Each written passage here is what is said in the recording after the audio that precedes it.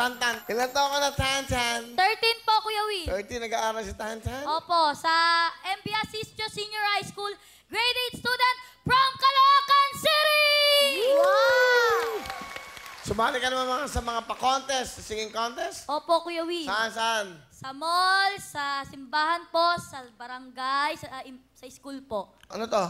Trophy ko po. Saan mo na panalunan to? Inaamag? Ha? Nung elementary pa po ako. Wow, ang ganda. Ba't walang tatak?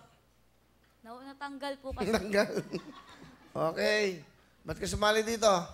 Para po maipakita ko po yung talento ko. Wala ka ba sinalihan pa ibang TV contest? Mga Wala singing pa po, contest? dito pa lang. First time mo? Opo. Wow, thank you, Tantan. Sino kasama ni Tantan?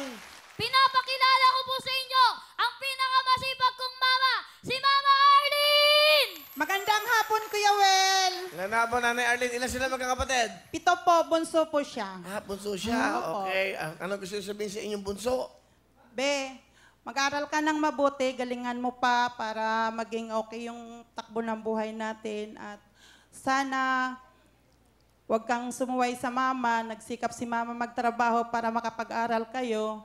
Kaya gantihan mo rin si mama ng mas okay pagtatrabaho mo para pag tumanda kami ni Papa, okay na kami, hindi na kami nag-ano sa inyo pa. Tandaan mo yan, mahal na mahal ko kayong 7 kahit pasaway ka, pero mahal na mahal ko kayo. Tan, ano gusto mo sabihin kay mama mo? Ama, nagpapasalamat ako ma dahil napaaral mo kami ng maayos, napagtapos mo sila ate, kahit na pagod ka na sa pagtatrabaho. Don't cry, baby. Okay. Parang naiintindihan na Koreana, no? Kapalakpak siya, natatas. Natatas siya. Okay. Ma, ipapromise ko po na baka kapag tapos po ako, tsaka masusuklihan ko po lahat ng paghirap niyo. Maraming salamat, mahal na mahal ko kayo.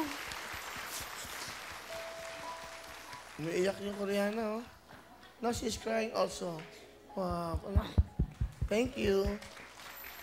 He's saying that to his mom that he will finish his college, his school, and he wants to be a professional, and then he will help the family, the mother and the father in the future. Talaga?